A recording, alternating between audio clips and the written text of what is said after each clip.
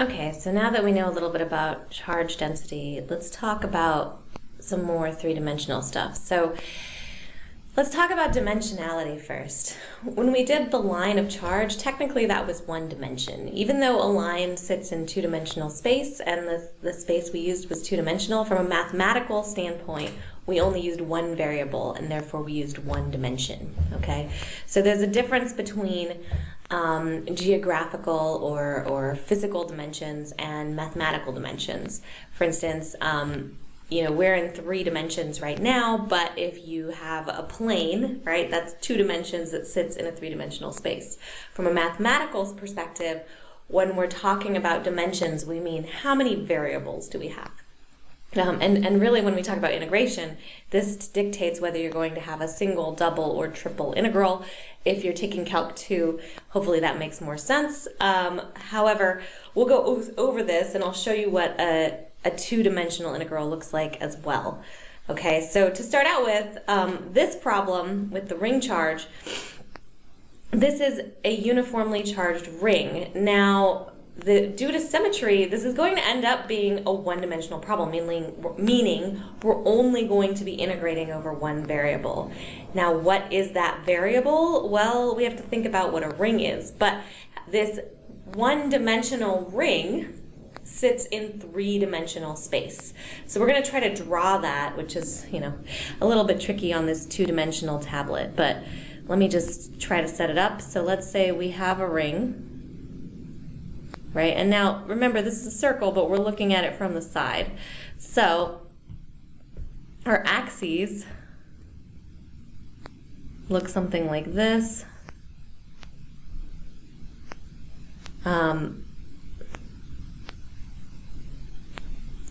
So just to remember, this circle is in the XY plane, and then this thing in the middle is Z. So this, if you're looking at this ring straight on, it should look something like this. Oops. Yeah, we gotta change the... It should look something like this, where, this is in the XY plane. This has a radius of r. It shows a thickness, but really it doesn't have a thickness in this case. And it has a total charge Q.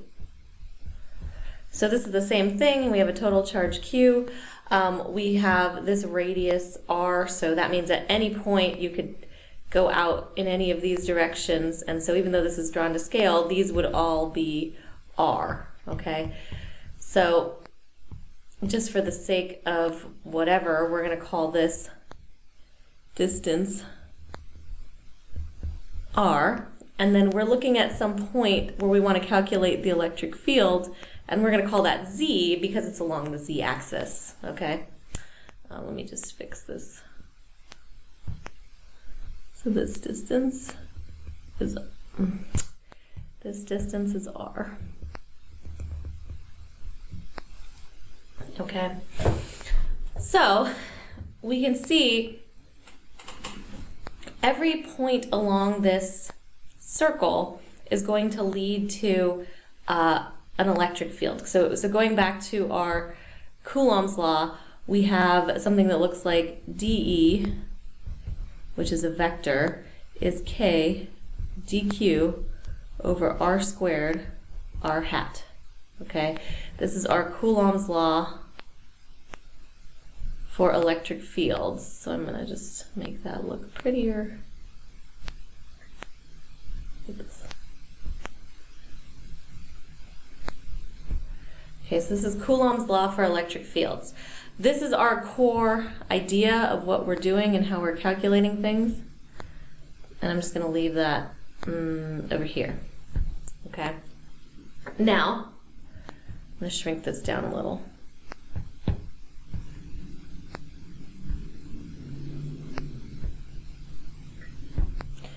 Okay, so that's Coulomb's law.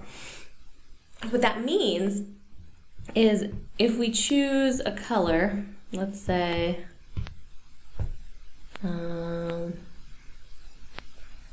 this turquoise color. If we choose a color and we use that to represent DQ. Remember, we can pick little points of DQ. So we'll pick them in pairs. So this one and this one, we'll pick this one and this one. So for all of these things, remember, and there's lots of them, you're going to have an electric field, DE, that corresponds to DQ. Okay? For this one, let's see. Let's make them different colors. Oops. Ooh. That's not great. Okay, let's not make them different colors. Let's make them different colors. So let's say this one is orange. That one has, it's R. Let's say this one's yellow. Yellow's not a good color. How about pink? Right? It's R. It's DE. Oops.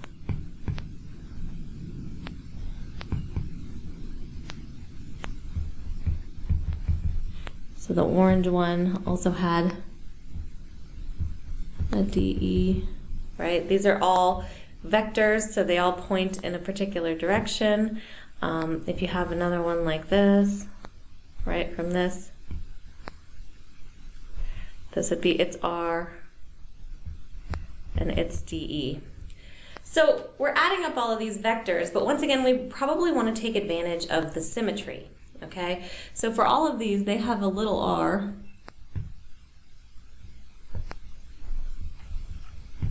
And in this case, looking at the geometry of this, is that little r going to be the same or different? Well, that little r is going to be equal to, remember, this length here to this point is z. This length here to this point is r. That is the right triangle for all of these because this is essentially a cone of the same length. So for each of these little r's, you're going to have r squared plus z squared, but this, importantly, is a constant. Meaning all of these lines, the blue, the green, the pink, and the orange, are the same length. So we know our r is going to be r squared plus z squared, and that means we already have our first thing that we need for our equation. Okay, so all of these are r squared plus z squared, and they're all exactly, they're all exactly the same length. And remember, we're picking all these little DQs because essentially we're going to take every little DQ, this is a DQ, this is a DQ, this is a DQ, this is a DQ, and this is a DQ. But there's lots of them, right? So we're going to start at 0. And like, for instance, if we call this axis, this would be the x-axis, this would be the y-axis.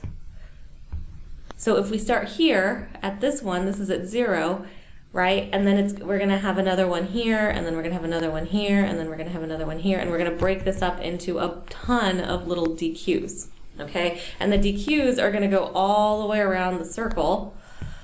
So the circle, how do you dictate going all the way around the circle? Well, this point, this first DQ is at theta equals 0, okay? And then you'd go all the way to over here, you'd be at theta equals pi over 2. Over here, you're at theta equals pi. If you get all the way over here, you're at theta equals 3 pi over 2, and then you get back to here where theta is 2 pi, right? But really, you're integrating all the way around a bunch of little DQs all the way back to 0. So all the way around the circle is how you're integrating. Okay, so you have to figure out how to set that up, which also means that we need to figure out the length, right? The length of each of these DQs so we can figure out how to figure out the charge density. Now, because it's a circle, we probably want to use arc length instead of like dx or dy. It's clearly not on the x or y axis, okay? So dq is our next tricky thing. And then we also need to know, you can see all of these guys, what shape do they form, right? If you go all the way around and you add up all the little DEs, or even if you draw all the little DEs, well, what shape do they form? Well, they're going to form something that looks like a cone, where there's little arrows that go all the way around the cone. And I'm only showing 4, but there'd be like infinitely many for our infinitely many little DQs. But for every one of these, there's one of these. So that means you're going to have the same situation where all of your components in the x and y plane, right? So if you take DE and you break it up into DEX and DEY, right? Or sorry, DEXY or Y and DEZ. So DEX, DEY, and DEZ, because now we're in 3 dimensions. Only the stuff in the Z direction is going to survive, because everything that points in this plane is going to have something that cancels it out. Okay, because this is a perfectly symmetrical cone, so that means for every one of these that points up, there's one of these that points down. But in the Z direction, things only point this way. So that means we really need to figure out from this thing, DE in the Z direction. And that means we have to worry about this angle. We're not going to call it theta, actually. We're going to call it phi, just because we're going to use theta to integrate around. So we'll call this, this will be equal to DE cosine phi, because we're adjacent to the z-axis, okay? And cosine phi, in this case, is going to be equal to, right, here we have our triangle, so we have r and z, so cosine phi is going to be z over square root of r squared plus z squared, okay? So that's something we want to keep track of, and we'll put that here. So cosine phi, that's going to be this. And that just comes from that triangle that we've drawn at every part of the cone. And you'll notice cosine phi, that's going to be pretty constant, okay? Z is constant and R is constant.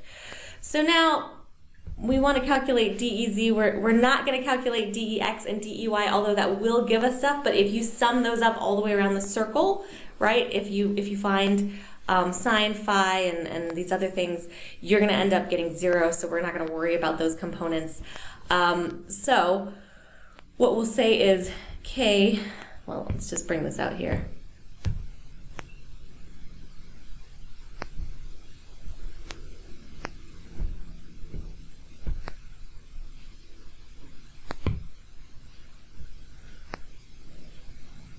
Right, and then we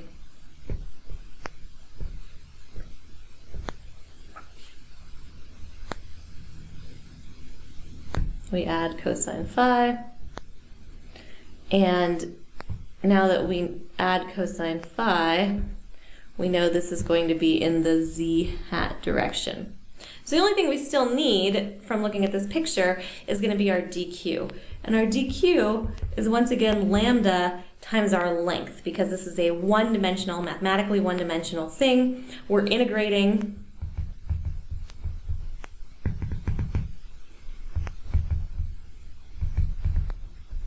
around theta from 0 to 2 pi, because we're going all the way around a circle.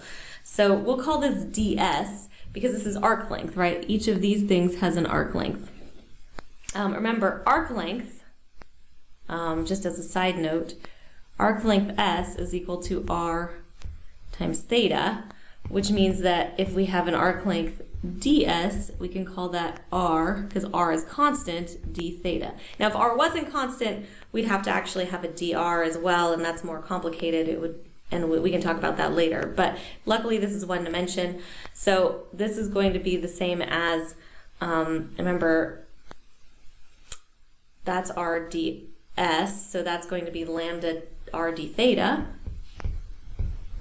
And we still need to figure out what lambda is. So lambda is our linear charge density, which is charge over length. When we were just dealing with a line, that was pretty straightforward, but now we're dealing with a circle. So what's the length of a circle? Well, if you go all the way around the circle, the length of a circle is its circumference, right? It's one-dimensional in polar coordinates. So we'll call that the 2 pi r, which is the circumference of a circle. So bringing this back down here, oops, we know that our dq is now equal to lambda r, oh sorry, not lambda, we'll plug in lambda, q over 2 pi r, r d theta. So we can cancel the r's.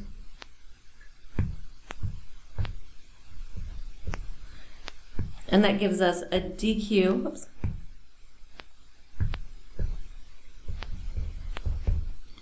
of q over 2 pi d theta. And so that's going to be our dq. Okay? So we can plug all these things in. We get k q over 2 pi d theta. Our cosine phi is z over the square root of r squared plus z squared, all a constant. And then our r squared is going to be r squared plus z squared. So when we plug all that stuff in, right, we have our dq, we have our cosine theta, and we have our r squared. Now we just rearrange things. So we end up with k q over 2 pi, z over r squared plus z squared to the 3/2 d theta. Okay?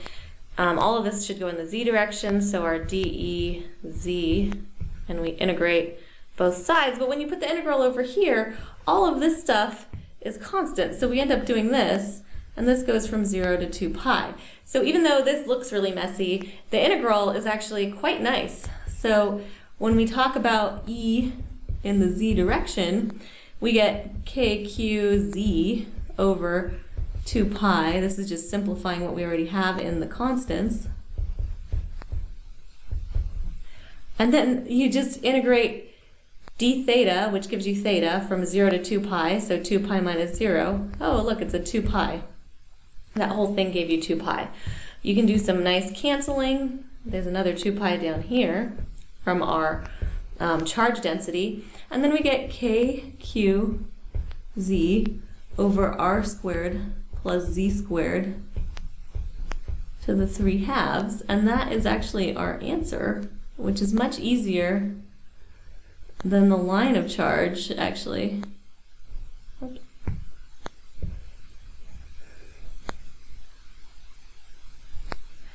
And this is our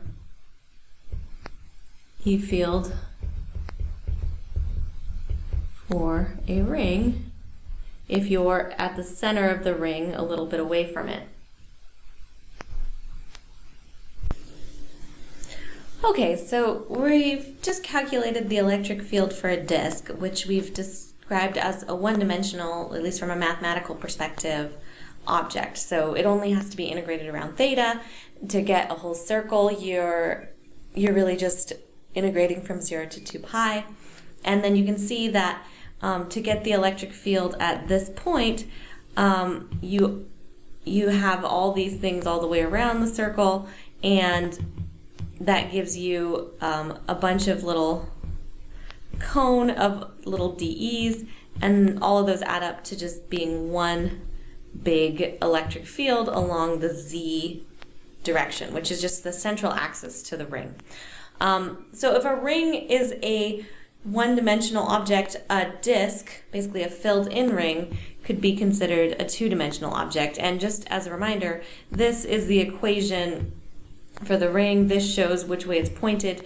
So a disk could really be considered in two ways. You can either start from scratch and use Coulomb's infinitesimal law, so dE equals kq, so kdq over r squared, or you can sort of think of the electric field from a disk as a bunch of rings put together. So essentially, you'd have a little ring here, and that would be r equals 0, and then you have another ring here, and that's at a little bit bigger r, and you keep doing that until you fill all the way in. And that's one method. The other method is to create little chunks and go with the same method we used before and use a double integral. But to avoid a double integral, we're just going to start from the ring and just add up a bunch of rings. Okay, because remember, integrals are just adding an infinite number of tiny things to get one big thing. And if we want this to look like a disk, it's really just a filled-in ring. So now we have a disk, and if we're starting from the ring,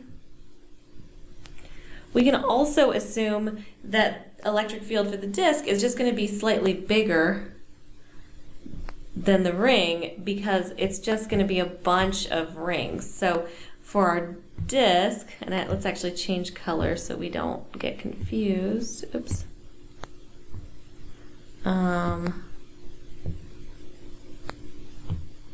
We'll change it to this darker red. Let's make it pink.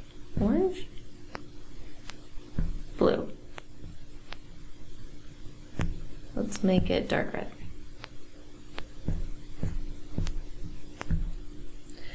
Okay, so this will be the same basic idea, but it's going to be slightly bigger.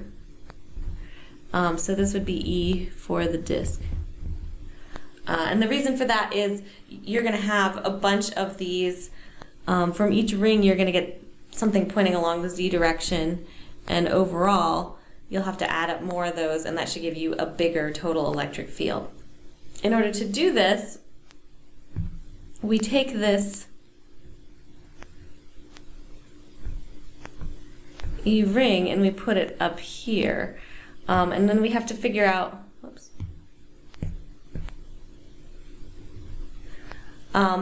what do we do with the charge density? Well, in this case, the total charge is Q, and it's over an area of the disk. Okay, so remember, this thing has a radius of r, and then you can have any other point here can have a radius of small r. So we set this up, and we know that our surface charge density is just Q over area. Well, that means that our total charge is Q. If this is a circle, the area of our circle is pi r squared. Now we're using little r because our circle is, we have these subsequently bigger and smaller circles. So we'll start with a small circle, right, and work our way out. So for some small circle, that's going to have a radius little r. Okay, so Q over area, but this would be if we want our total surface charge density, then that's going to have to be big R. All right, and then that's going to be equal to dq over 2 pi r dr. So that would be the charge density on this particular circle, right, with a thickness dr. So if you think about this circle as a little ring, let's see. Let's give it a little bit more thickness.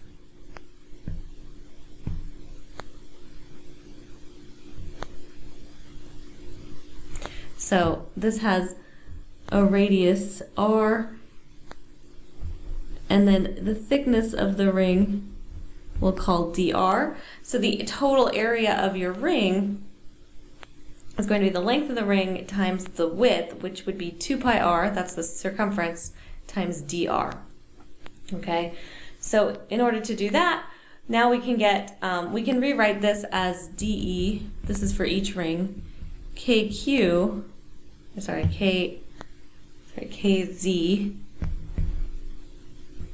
dq. We've just taken this q and made it dq because now we know that this is the charge, this little bit of charge on one chunk of ring, okay? And then we keep this bottom part, but we're changing all our r's to little r's because now we can add up multiple rings, so that means the radius can change.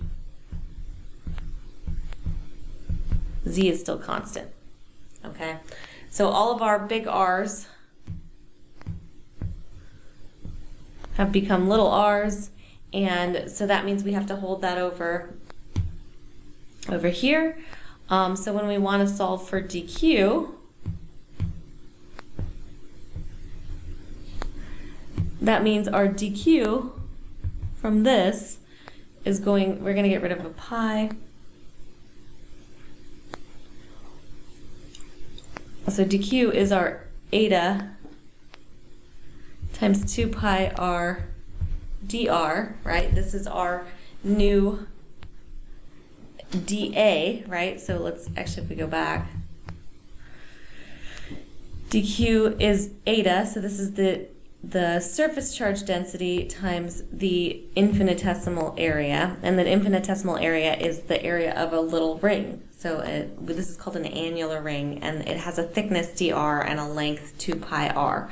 So our eta is q over pi r squared, that's charge over area, and then our dA is 2 pi r dr. So remember, dA is this, and our eta is this. Okay, so we can plug that in. We get kz is equal to q over, we can get rid of the pi's here. So q 2r dr over r squared, and then r squared plus z squared to the 3 halves. Okay. Then we just have to figure out which things to integrate, so we can pull out all of the constants, and that's going to be kq, 2kq z over r squared. Oops. And then this is r dr over r squared plus z squared to the 3 halves. If we want this to be an electric field, we know this is in the z direction, and we can integrate this from 0 to big R because we're going from the middle of the circle all the way out to the edge of the circle. Okay, so pulling this out, this ends up being a u substitution in this case, where you can set u to be r squared plus z squared. Du is equal to 2r dr, and the integral ends up being fairly straightforward. I'm not going to go through the whole thing because why? This isn't a math class, but just to be clear, when you plug all that in and you solve, you end up with something that looks like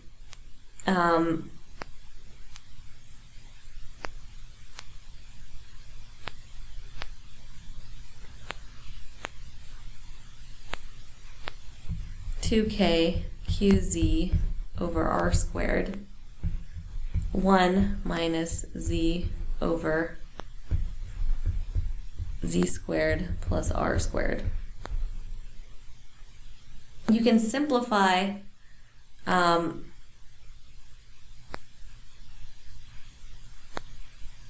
actually, let's just go through it.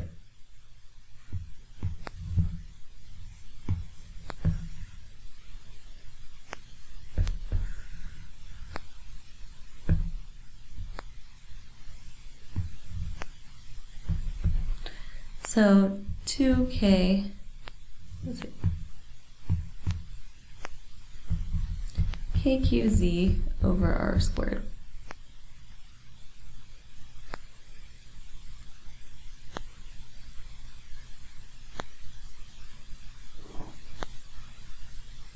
That's going to give us,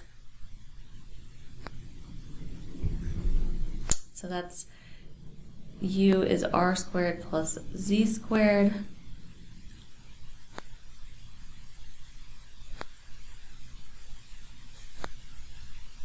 So that's going to be r squared plus z squared and z squared. That will give us 2 pi r dr, so that's du over u to the 3/2. When we take the integral, that's k qz over r squared. U to the 3/2 is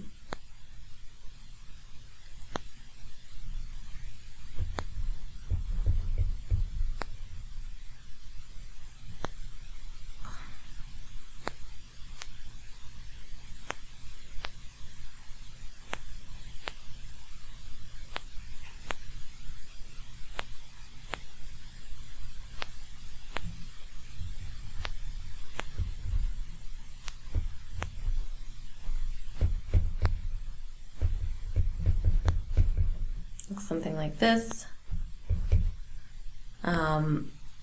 So you end up with 2 kqz over r squared.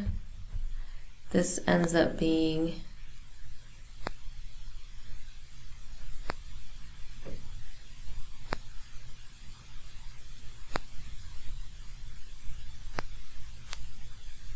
there's a negative there.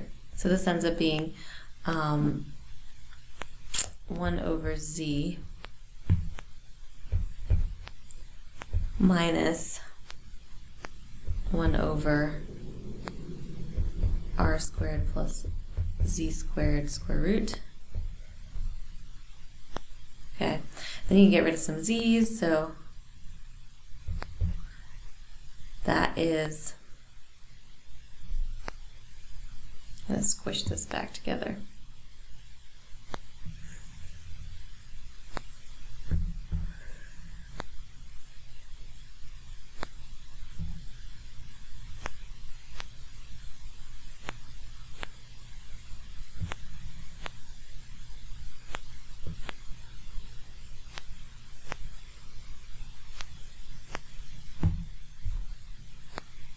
So we can fit this a little bit better. So that's going to give us 2kq for r squared 1 minus z over square root of r squared plus z squared. And you can rearrange, remember k is equal to 1 over 4 pi epsilon naught. So you can rearrange this so it ends up being eta over 2 epsilon naught 1 minus z over square root of r squared plus z squared. Okay, so this is E for a disk, and this is in the z hat direction.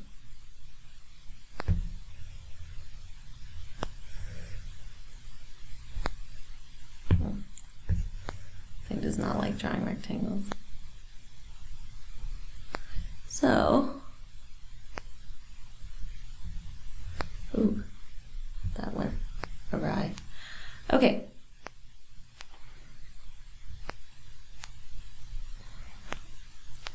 So that's our electric field for a disk solved by using the ring method, where we basically add up successive rings from inside. And if you want to do the algebra to get from here to here, it's really not too bad, and I can show you if you really need to.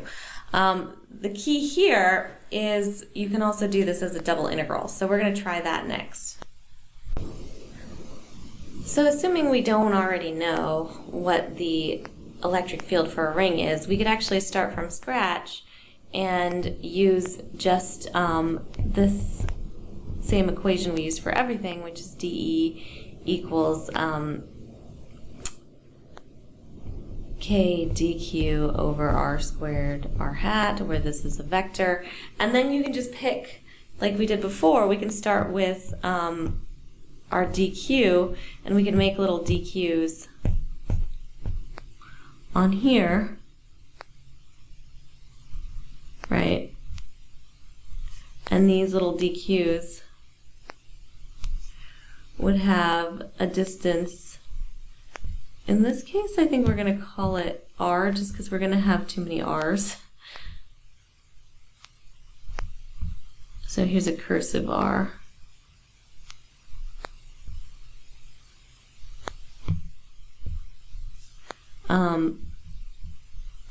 And once again,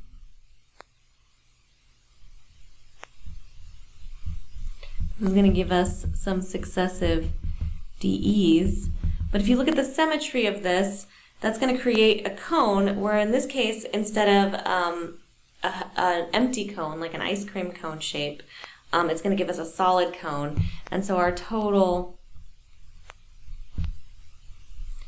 E, when we add all those up, is still going to be along the z-axis. So we get the same thing we did before. We're still using symmetry. The key here, though, is now it's a little bit more complicated. These things have an r, and this is still z. So that means each little r is going to be r squared plus z squared, and it's unlike with the ring, this is not going to be constant, okay? All of these little dudes, these little pieces are dq, but when we think about dq, we want to think about it carefully. So we want to think about a circle, and each chunk of dq in that circle looks something like this. Let me draw better.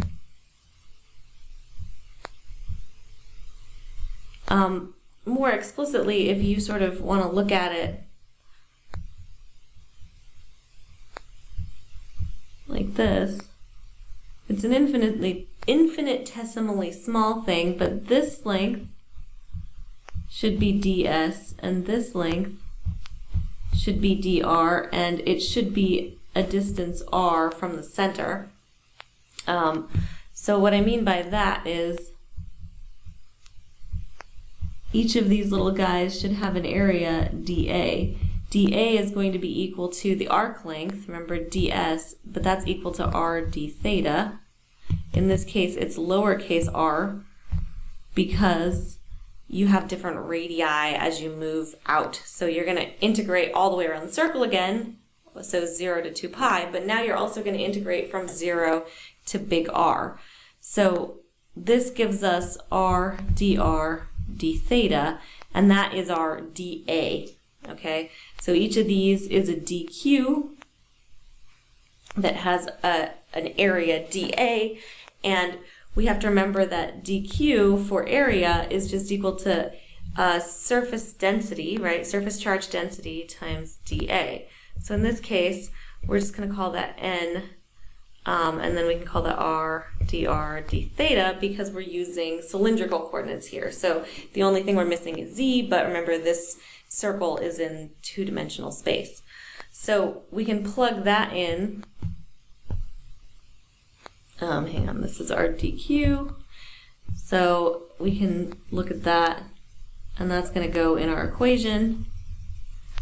Once again, because this has to point in the z direction, we can substitute this for sort of this, there's this phi angle here, and we know that cosine phi is going to be along the z direction, so that's going to be z divided by the squiggly r, which is r squared plus z squared. So that works still. And we can keep the track of that over here.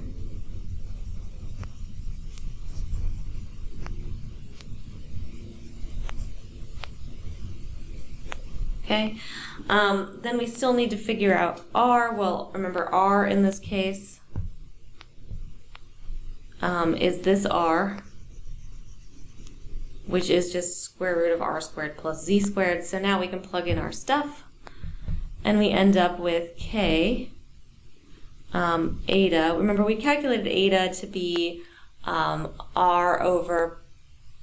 q over pi r squared, so the area of the disk with the capital R, but we found that we wanted it in eta at the end anyway, so we're just going to leave it as charge density in this case. Sometimes you can do that, it just depends on what the question's asking for. So this becomes dq, so that's n r,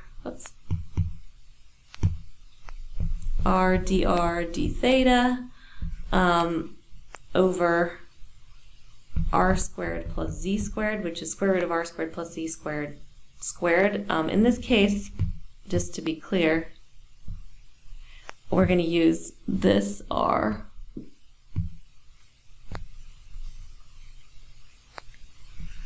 So that's what this is. And of course, this is our q. And then in order to get the right vector, we end up with z over square root of r squared plus z squared in the z hat direction. Okay, and then to make this solvable, we have to integrate both sides, leaving us with e, which is in the z direction.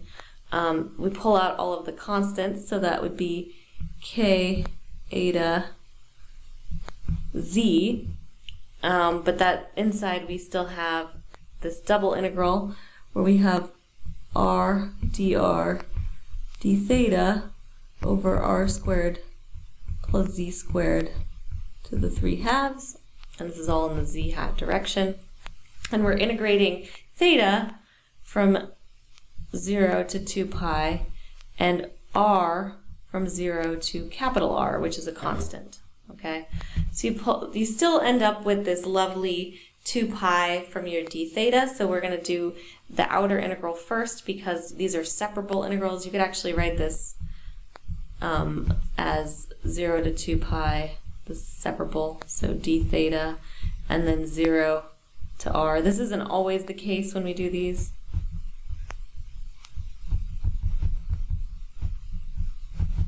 And this is still in the z hat direction. So this part is going to give us 2 pi, so we could say k eta z 2 pi. And this part is going to need a u substitution. So we're going to make our u substitution like we did previously. The u substitution is r squared plus z squared, making du 2r dr, and that means we also want to change our limits of integration. So that's going to be from z squared to r squared plus z squared. 2r dr, well, we have a 2 over here, so we'll pull in that 2, and that will give us du, because we use 2r dr, and then we have u to the 3/2. Okay, so we end up with k eta z pi, and then we have u to the negative 3/2. That gives us negative 2 over 1 over square root of u, and that's z squared to r squared plus z squared. So that's equal to k eta pi z. There's a negative 2 there. Oops.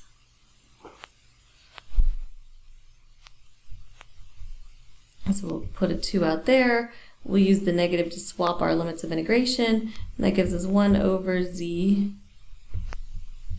minus 1 over r squared plus z squared. We can simplify this a little bit more, so that's 2 pi k eta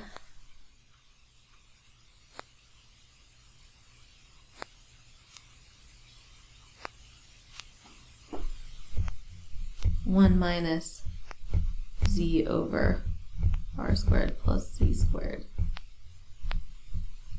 Now where did I lose this? Pi. Oh, k. So the k, remember k is 1 over 4 pi epsilon naught. So we can end up with getting rid of our pi's and getting a 2 in the denominator and epsilon naught. So this gives us eta over 2 epsilon naught, 1 minus z, oops, that's a terrible z, z square root of r squared plus z squared, which is exactly what we got when we used the ring method. And of course, we lost our z hat somewhere, but it's still over there. So that is our electric field for a disk. It points in the z direction. And then this is even more interesting because if you want to think about this as an infinite disk, right? So what do we do to make this an infinite disk? Well, we just integrate, instead of from 0 to big R, we can integrate from 0 to infinity, or we can take the limit as R goes to infinity. If you take the limit as R becomes infinity, that makes this denominator here really big. And so if you set R to go to infinity, this whole term goes to 0 because R becomes much, much bigger than Z.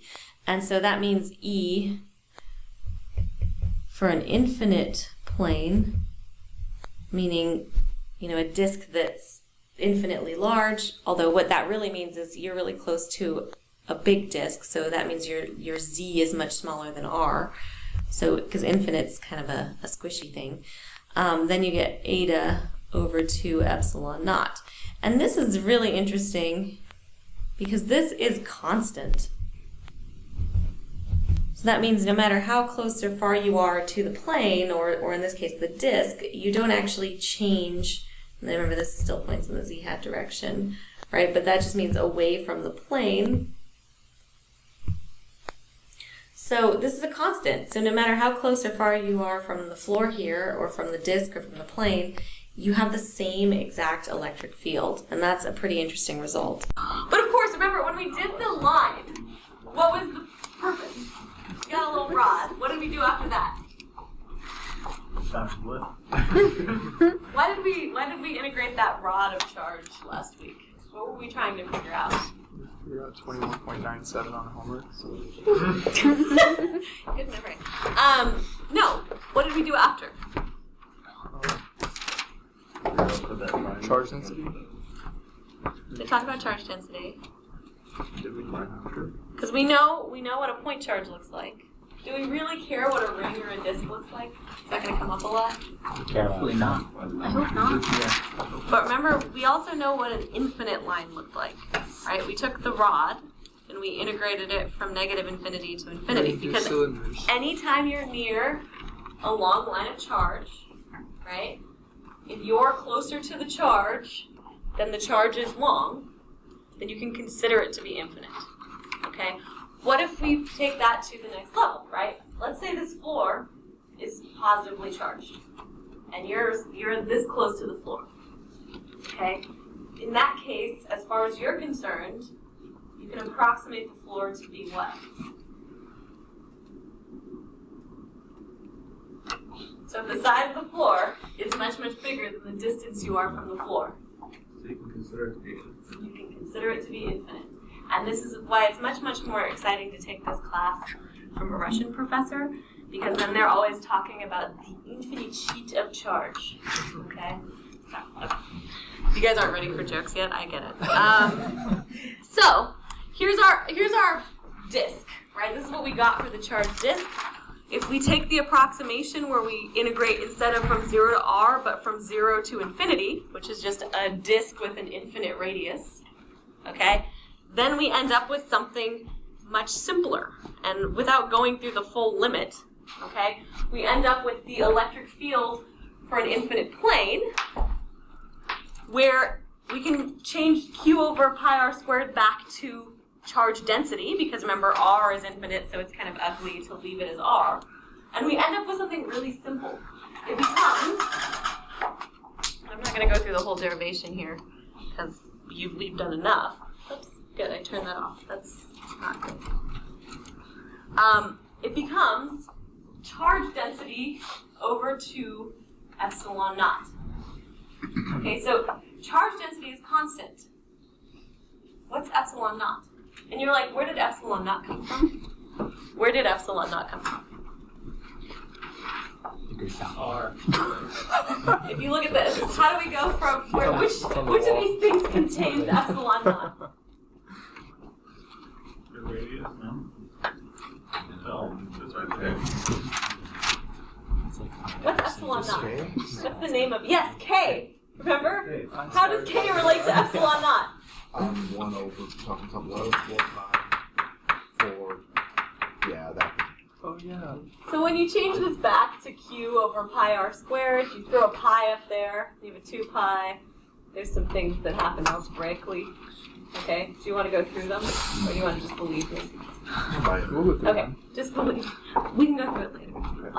But when you change this back to charge density, okay, area charge density, so you get rid of your q and your r squared, you can fold that all in, and you end up with epsilon naught. So this is charge density over 2 times a constant. Is this a constant? Is it lowercase? No. No. It's charge density. Is it constant? Oh, yeah. Yeah, this is constant, this is constant, this is constant. What does that say about the electric field from an infinite plane? It's answering constant. It's constant. Okay? That's a little bit funky. Because remember, if we have a point charge, what happens to the electric field as you move away? It gets weaker pretty fast, right? It's inverse squared. Okay, let's write this out. So for a point charge,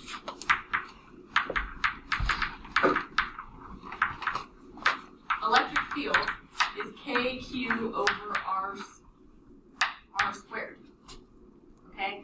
The important thing here is always what r is doing. What was a line charge? So if you have an infinite line of charge, right, that's going to be an electric field. That's 2k lambda, that's the charge density, over r. So it's still dropping off, right? It's getting smaller as you move away, but not as fast. Okay? So with just a point, you move away, it drops off really fast. With an infinite line of charge, it drops off a little bit slower. What are we saying about a plane? It never drops off. It never drops off. Okay, so that means if you're right next to the plane, or if you're over here, as long as you can use this infinite approximation, the electric field's constant and it points away from the plane. So if you think of the floor as an infinite sheet of charge, the electric field is constant and points up, which means the electric field really close to the floor is the same as the electric field kind of far from the floor. Until you reach the distance that you're further away from. Until you get out of the approximation distance. But for the most part, in these problems, we don't really get out of it. Okay? Now this becomes really useful when you think about a capacitor. How many of you know what a capacitor is? This will be a fun class. Well, you've dealt with capacitors. How many of you have windshield wipers? Those use capacitors. Okay. I mean, they're in computers and lots of things. But if you, a capacitor, the sort of dumbest possible model of a capacitor, the simplest possible model, is just 2 infinite planes. Okay. 2 infinite planes of charge. Okay. So what can you say about the electric field inside a capacitor? Uniform? Yeah, it's constant. Okay? Which which is kind of crazy because we haven't really, the problem we have, remember when we talk about force, neither of these electric fields is going to give you a constant force. Okay, which means what in physics? What's the problem there?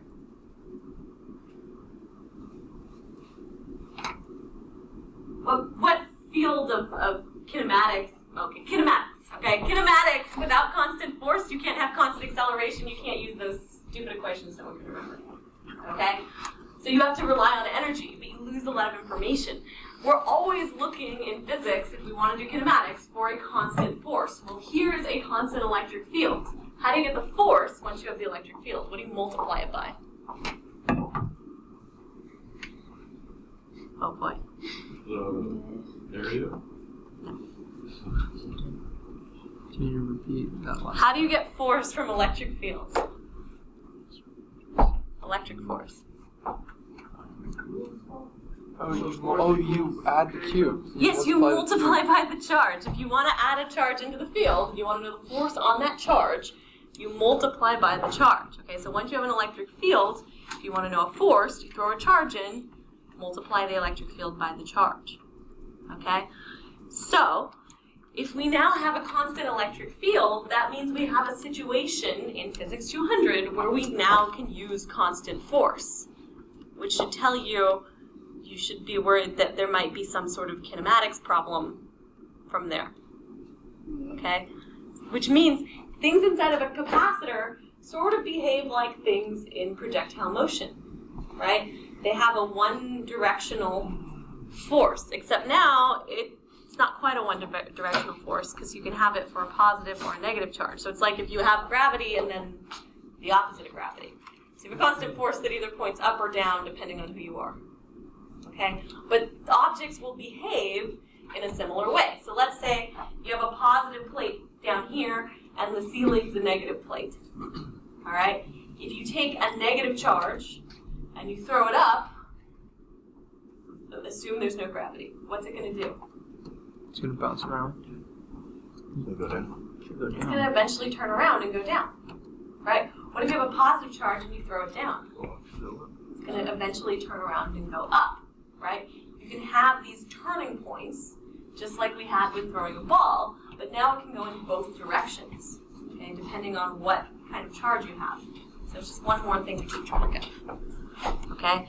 So for an infinite plane, we have this crazy scenario where electric field is constant and just points away from the plane. Okay, because I want you to start visualizing the electric fields of these shapes. If you have a point charge and it's positive, what does your electric field look like? What are the vectors doing? Pointing away.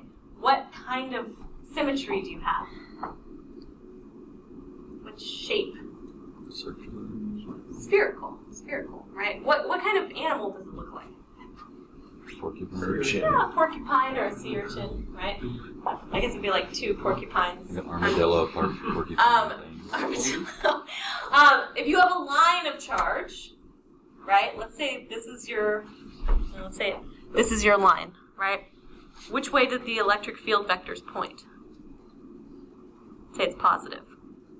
They point out in all directions. This would be cylindrical symmetry, right? Because it points out, it makes the shape of a cylinder. It'd be like a bottle brush? I don't know. Something that points out in all directions. If you have a plane of charge, right? If it's like this, above the plane, all the vectors point up and they're constant. Okay, below the plane, all the vectors point down and they're constant, which is different because if you have the point charge, it's a porcupine, but it's like if the spikes get smaller as you get farther away. Right? If you have a line of charge, the vectors still get smaller as you get farther away. With a plane of charge, they don't get smaller. They're exactly the same size no matter how far away you are. Okay? I want you to start visualizing what these electric fields look like because they're going to be really important in the next chapter, too. Okay? So now we have lots of different electric fields. They can lead to lots of different electric forces. Alright? Which means lots of different kinematic situations. Do you guys want to integrate the sphere? Let's not do that. Here's the end result. If you want to do the sphere, you want to do a sphere of charge, guess what kind of integral that is? Triple. Triple. Okay? Then you can start talking about spherical coordinates and change of basis from XYZ to R theta phi, but we don't need to go through all of that right now. You can just believe me that that a sphere looks a lot like what? A point charge, right? The sphere looks a lot like a ball. Thank you. A lot like a point charge. Let's talk about the parallel plate capacitor. Remember, for a plane of charge, what's the electric field? Infinite. Different word.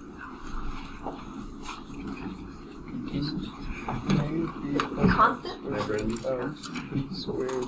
Okay, so if you have a plane of charge, what was the electric field for an infinite plane? Oh. The infinite sheet. Yeah? So E for an infinite plane is just eta over 2 epsilon naught. What's eta? What's this Charge thing? density. Charge density, right? Charge is going to be Q over area, roughly. Okay? So for any infinite plane, you end up with a constant electric field. Okay? Let's say you put two infinite planes next to each other. Let's say you have, here's one plane, here's two planes. Okay? So if you think about the vector field inside of this, let's say that one of these is a positive Q, and one of these is negative Q. So that's how capacitors work. Okay? The electric field from positive Q points this way. How about the electric field from negative Q? Point the other way. Points the other way, but now you're on the other side, right? So it points towards the plate. So what happens to the electric field inside the capacitor? It's doubled. It's doubled, right? So if the infinite plane was eta over 2 epsilon naught, the electric field of a capacitor would be what? 2 times that. 2 times that. So eta over epsilon naught. And it should point from the positive plate to the negative plate. Okay. So it looks something like this. This is just the charge density over this permittivity of free space. And it points from the positive to the negative plate.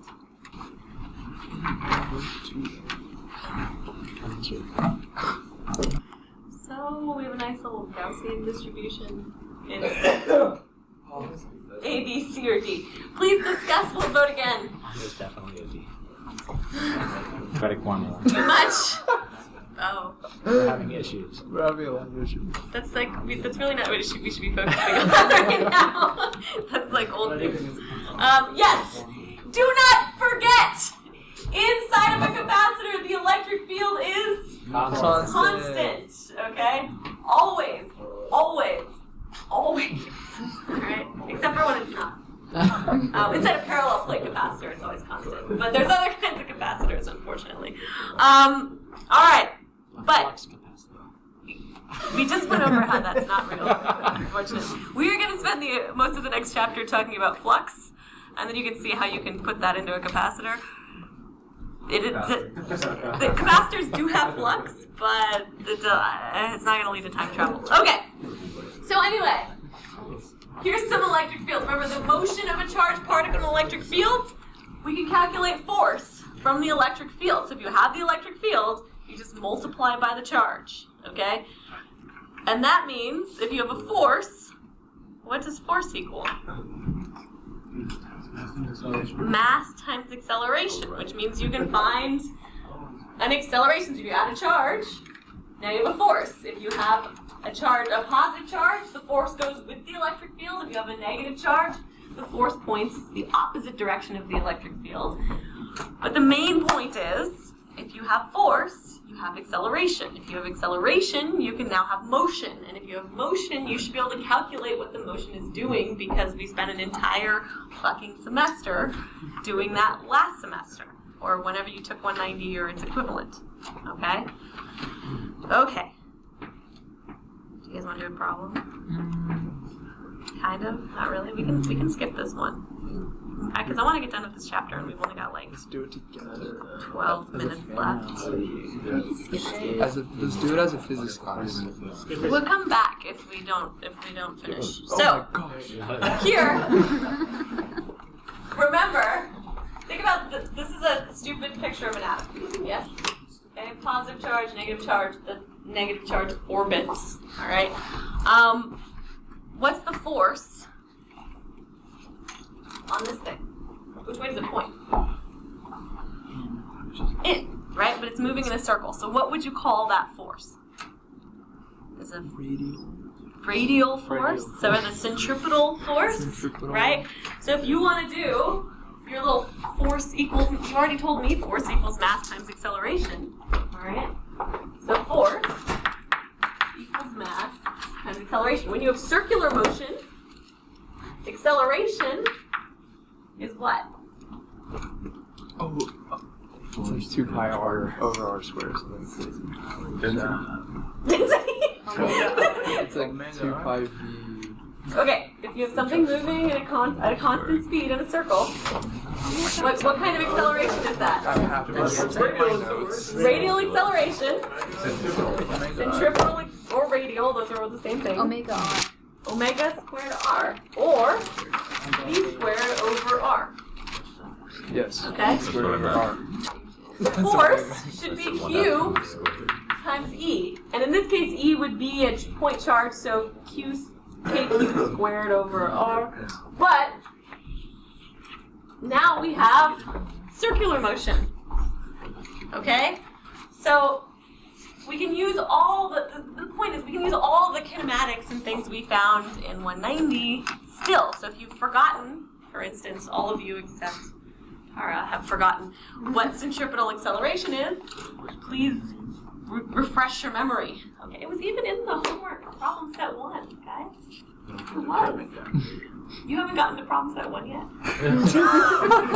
That was due. I just would like you to feel that you should be doing that. Start today. Today. Preferably yesterday, but I'll settle for today. Preferably like 2 weeks ago. Yeah, work on that. Okay.